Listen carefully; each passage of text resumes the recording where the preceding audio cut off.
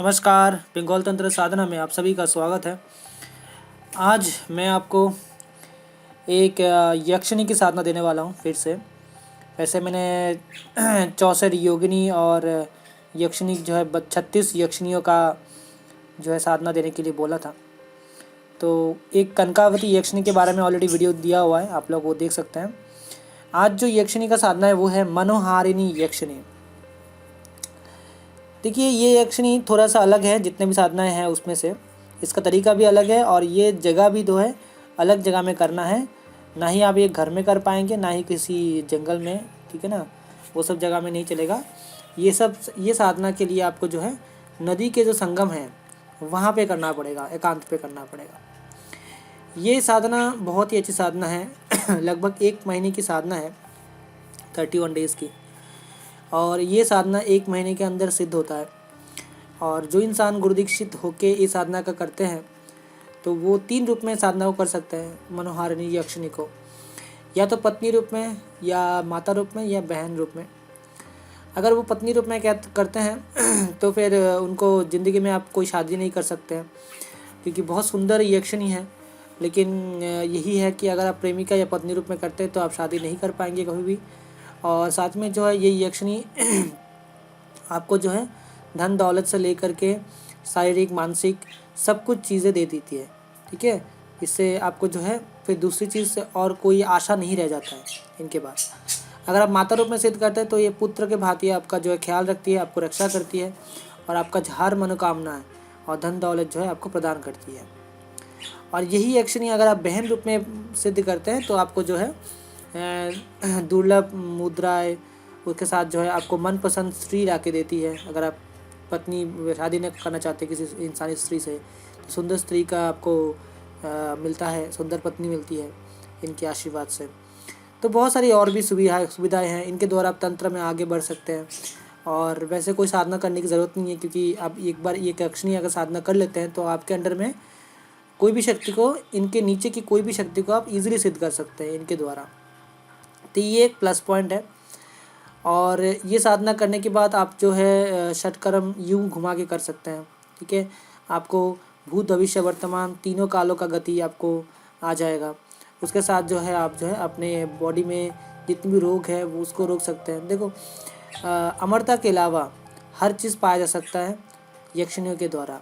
ज़्यादातर यक्षिणी जो है ये धन दौलत देने के लिए माहिर है। ये जो यक्षिणी है ये ज़्यादातर स्वर्ण मुद्राएं आपको जो है प्रदान करेगी हर दिन।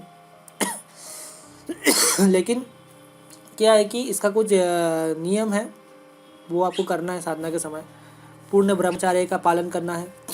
आप हर दिन रात को जाओगे नदी तट में तो नया धुला हुआ कपड़ा आपको पहन के जाना है। इस साधना में वाइट कलर का कपड़ा आपको पहन के जाना पड़ेगा, नदी के तट पे जाना पड़ेगा। सामान जो है हाथ में आप धूप लेके जाओगे, वहाँ पे दिया लेके जाओगे, दिशा वहाँ पे पूर्व की दिशा आप रहोगे। फिर आसन वगैरह जो है वाइट कलर का आप सबको लेके जाना है यहाँ पे। उसके बाद गंगा जल, ठीक है, ये सब चीज़ें लेके जाना है। पंचामृत वगैरह भी लेके जाना है, ठीक है। पहले दिन उनको पंचामृत से आवाहन करना है, पंचामृत चढ़ाना है उनको, ठीक है। और उसके बाद उनको जो है भोग वगैरह मिठाई वगैरह लेके जाना है। और दिया जो है वो दिया आपको जो है सरसों के तेल का दिया या फिर घी का दिया भी लगा सकते हो, कोई भी दोनों में से कोई एक। और यहाँ पे जो है आपको सुंदर जो अतर होते हैं, इसे सुंदर परफ्यूम भी बोलते हैं गुलाब का, वो आपको लगाना है हर दिन बॉडी में और ये साधना करनी है।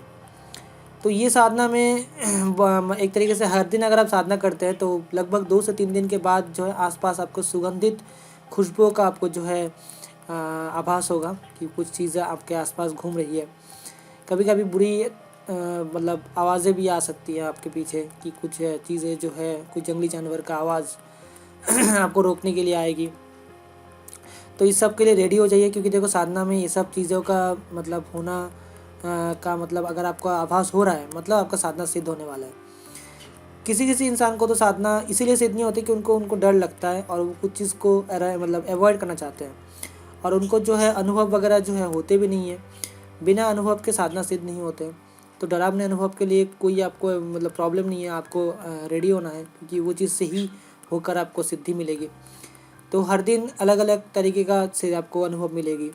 और इसके साथ जो है आप जब भी साधना कंप्लीट करके घर आएंगे तो पीछे आपका कोई ना कोई शक्ति आपको लगेगा कि पीछा कर रही है आपके साथ। आप जब सो रहे होंगे तो आपको अपना आप जो ब्रह्मचार्य तोड़ने का पूरा कोशिश की जाएगी, ठीक है।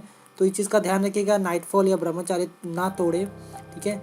और ज़्यादातर कोशिश करिए स्त्रियों से दूर रहना, क्योंकि वरना आपका ब्रह्मचार्य टूट सकता है।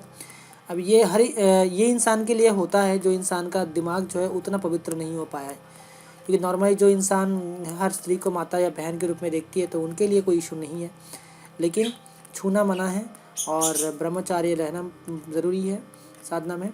और ये जो है नदी के संगम में एकांत में धूप बत्ती, देखो धूप बत्ती आप जब लगाओगे ये, और जो आप दिया लगाओगे, ये साधना कंप्लीट होने के बाद बुझा के नहीं आना है, वहीं पे जलते रहना चाहिए।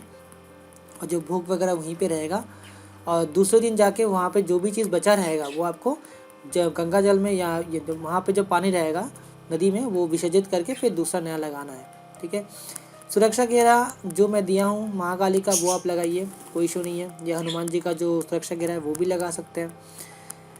पहली बार जब साधना करने बैठेंगे, पहला आपको जो है गणपति जी का मंत्र पाठ करना है, फिर आपको जो है कुबेर जी का मंत्र पाठ करना है फिर ओम नमः शिवाय का पाठ करना है, फिर गुरु मंत्र का पाठ करना है, फिर आपको सुरक्षा घेरा लगाना है, ठीक है। सुरक्षा घेरा सबसे पहले लगाना है आसन के बैठने के पहले, उसके बाद आसन में बैठने के बाद ये सब करना है।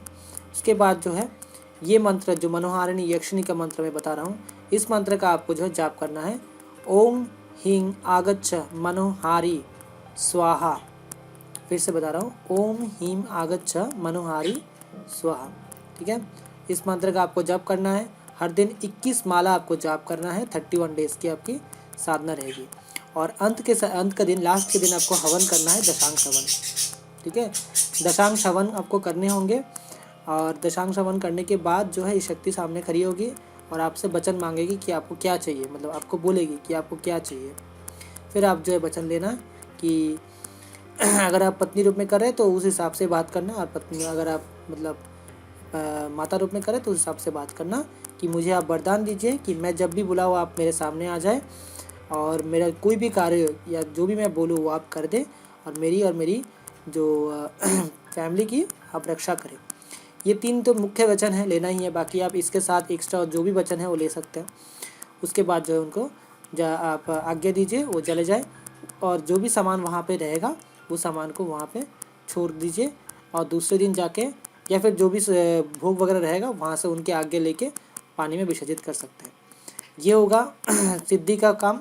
उसके बाद सिद्धि होने के बाद आप महीने भर में बुलाओ ना बुलाओ, लेकिन पूर्णिमा के दिन उनका आह्वान करके कुछ ना कुछ उनको भोग में और 1 माला तो उनका नाम मतलब मंत्र का जाप करना ही है। इससे क्या होता है, वो प्रसन्न रहती है और आपका जो है काम हमेशा बहुत अच्छी तरीके से करती है। और हर दिन तो ये आती ही आपके प्रसन्न मुद्राएं देने। बस इस चीज़ का ध्यान रखिए, इनको कभी रोस्ट मत करिएगा, कुछ ऐसा काम मत करिएगा, क्योंकि उससे आप बात करोगे तो समझ आएगा कि कुछ चीज़ से इनको जो है मतलब सही नहीं लगता है, तो वो चीज़ उनको करने मत बोलिए, ठीक है।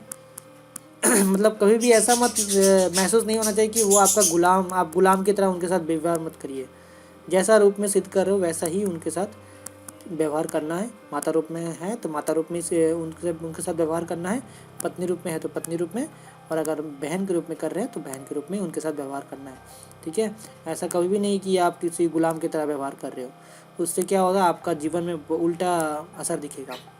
तो यही चीज़ है। तो आज के लिए इतना ही, अपना ख्याल रखिए। जय माँ काली।